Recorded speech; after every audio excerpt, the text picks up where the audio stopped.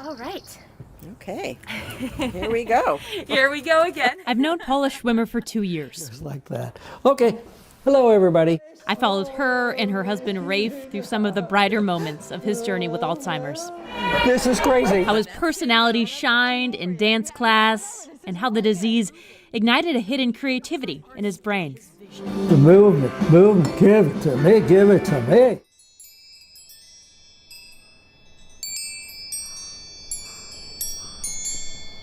But meeting Paula this time was different, That's his high school graduation. because I'd never known her without Rafe by her side. That's quite the hairdo. I know. It's really a strange time for me, for our family. In December, Paula made the decision to move Rafe out of their home and place him into memory care. She says it was hard to do, but it was time. When I would go to visit him, it was like I could just be his wife. I could love him. I can, hold his hand and all that stuff, and not have to be his caregiver, because that really changed the dynamic of our relationship. Every day, she would visit him, sometimes bringing the rest of the family. Every day until the pandemic changed the routine. Not being able to see him, I feel kind of like I've deserted him, and that's not a good feeling. To prevent the spread of coronavirus, visits across the state have been put on pause. The fear of outbreaks in long-term care facilities is warranted. In May, the Department of Health says more than 60% of King County's COVID-19 deaths were all traced back to those kinds of facilities. But Alzheimer's also comes with its concerns. It's Washington's third leading cause of death. In 2018, more than 3,000 Washington residents died from it. And 70% of all Alzheimer's patients live in long-term care facilities. So we're starting to see some real impact of these past 3 months. And I think it's finally starting to get attention, this isn't working anymore.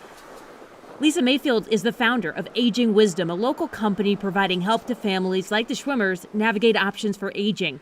She says her clients living in facilities are hurting from social isolation, not only with the lack of visitations, but a lack of activities. The cumulative effect, they're becoming agitated, restless, can be aggressive, it's impacting sleep, and seeing much more confusion. The state of Washington recently released guidelines for long-term care facilities regarding PPE and COVID-19 testing for staff and residents, and Lisa says that is really good news.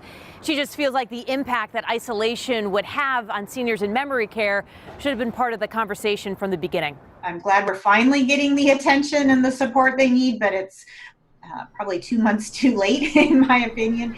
The biggest fear and the biggest unknown for me is he going to remember me? For Paula, following COVID-19 precautions has meant relying on nurses for updates, as it is tough to communicate with Rafe on the phone. Whenever I call over there and ask how he's doing, they always say, "Oh, he's so happy, he's doing fine." And I say, does he ask about me? Does he wonder why I'm not there? And they said, no, which makes me sad that he doesn't notice that I'm not there. It's hard. This is so not the way I envisioned our lives to be. Does it make you more nervous than excited to see him again? A little bit. Yeah. Like, it's kind of like, what am I going to see? What am I stepping into? Is he going to be the same Rafe that he was 3 months ago when I saw him?